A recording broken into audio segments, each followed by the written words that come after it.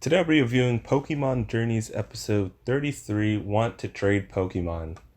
So nothing major happened in this episode, and with the episode title and the opening, if you've seen it, you probably knew how this episode was going to end. And that is with Go getting a Heracross. The only difference or surprise that I wasn't expecting was for him to actually trade a newly caught Pokemon for Heracross. So, just a quick recap. Ash and Go decide that they want to go to a Pokemon trade event because Go says he wants to trade and meet new Pokemon. That was a lie. And so they go to the Pokemon Center where they're doing a bunch of trading, and Go decides he wants to do some trading too, which actually isn't true. So then they decide to meet the Sinnoh Bug Queen, Korami, who asks Go if he likes bug-type Pokemon. And Go says that he has every bug-type Pokemon in Kanto, so she calls him the Kanto Bug King. And she's the Sinnoh Bug Queen. And so Go has this weird reaction to being called the Sinnoh Bug King, probably because it doesn't sound cool.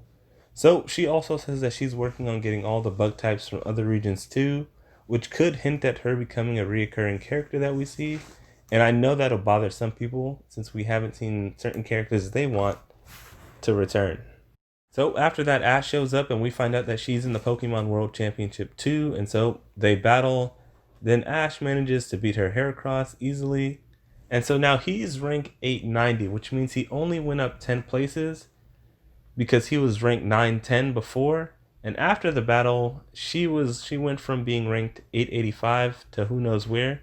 So it's interesting that Ash only went up 5 places past her, even though he was 10 places under where he was before. So as most people have already probably suspected, depending on who Ash beats in his rank or in his class will determine how far up the rank he moves. So if he really wants to move up higher like he did the first few times around, if he's ranked 895 right now, he's going to have to beat somebody ranked 700 or so. And I'll talk more about that later since it regards to the next episode. So after that, they go to the Pokemon Center. Go talks about how he wants to complete the Sinnoh Bug Dex, which is probably foreshadowing for what's to come.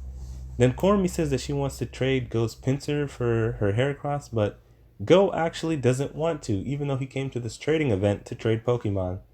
And I get why he wouldn't want to, but I would like for them to actually talk about why Go doesn't want to trade his Pokemon, especially since he doesn't ever build up a relationship or bond with any of them aside from Raboot.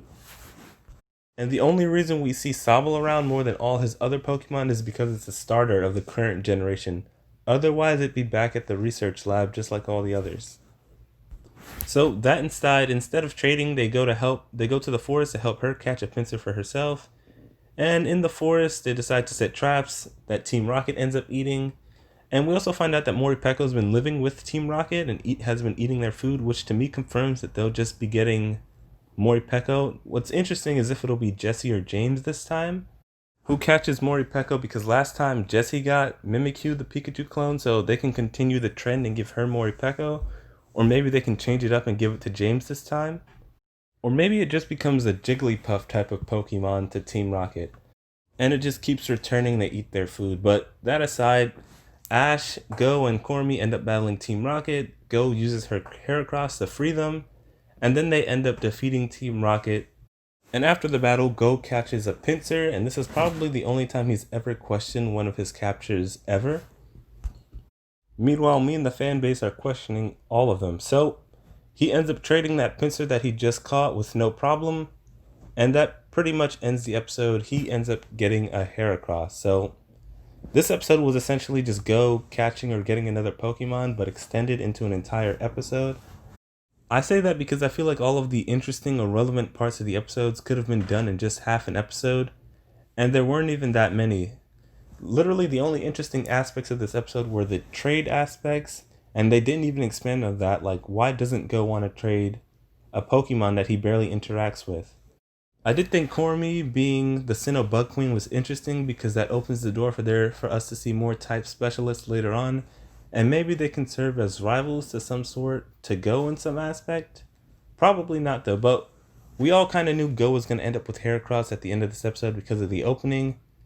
And because of all of that, I give this episode a 4 out of 10. There's no need to ever rewatch this once you've already seen this. Literally, if you watch this review or read a summary, you've gotten all the information you need on this episode, honestly. So the next episode should be a good one. Bee's finally going to show up, and she's going to be battling Ash seemingly, and it looks like it may be a Pokemon World Championship match. But that aside, let me know what you thought of this episode in the comment section below. Be sure to like, subscribe, and share. Thanks for watching, and bye.